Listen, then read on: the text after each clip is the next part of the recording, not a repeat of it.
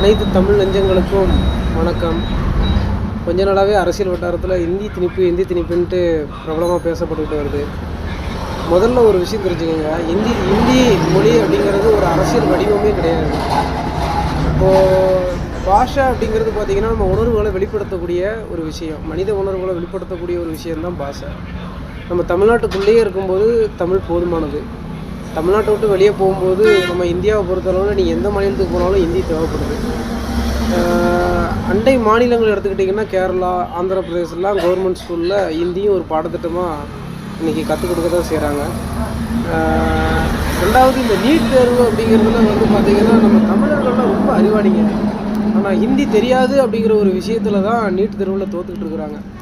ஹிந்தி ஒரு பாடத்திட்டமாக்கும்போது அவங்க நீட் தேர்வில் தோற்காமல் ஜெயிக்கிறதுக்கு ஒரு வாய்ப்பாக இருக்கும். பாமர மக்கள், கஷ்டப்பட்ட மக்கள் எல்லாருமே ஹிந்தி கற்றுக்கணும் அப்படிங்கிறதுக்காக தான் நாங்கள் எங்களுடைய கருத்துக்கள்லாம் வெளிப்படுத்திக்கிட்டு இருந்தோம். எப்போ நீங்கள் முடியாதுன்னு சொன்னீங்களோ அப்போவே நாங்கள் எங்கள் பிள்ளைங்களுக்கு வருமானத்தில் ஒரு பகுதியை ஒதுக்கி கற்றுக் கொடுக்க தான் செய்வோம். ஏன்னா ஹிந்தி எங்களுக்கு தேவை.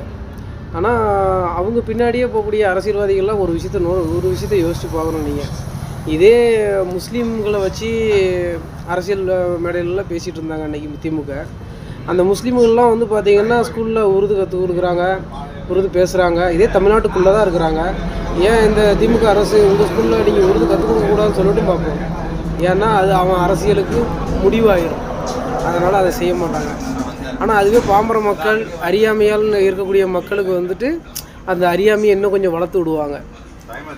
இதுவும் ஒரு அரசியல் தான்.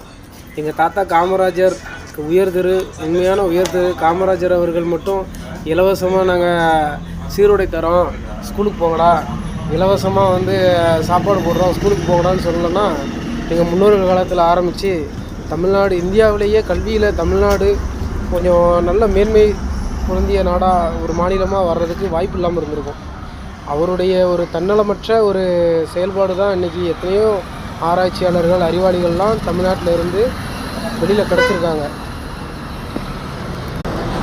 அரசியல்வாதிங்க பின்னாடி போகக்கூடிய பாமர மக்கள்லாம் ஒரு விஷயத்தை யோசிச்சு பாருங்கள். நாளைய இந்தியாவில் கண்டிப்பாக ஹிந்தி தேவை. மாற்றம் ஒன்றே இங்கே மாறாதது. ஒரு நேரத்தில் மொபைலே இல்லாமல் இருந்தோம், இப்போ டச் மொபைல் தான் உலகம் அப்படின்னு மாறலையா? அதுபோல் நாளைக்கு ஹிந்தியும் தேவைப்படும். அன்றைக்கி திடீர்னு பார்த்திங்கன்னா அரசியல்வாதி பிள்ளைங்களாம் ஹிந்தி பேசுவாங்க. ஏன்னா அவனுக்கு இன்னும் முன்னாடி 1000 பேசுனாலும் முன்னாடி கற்றுக் கொடுத்துட்டு தான் இருப்பானுங்க.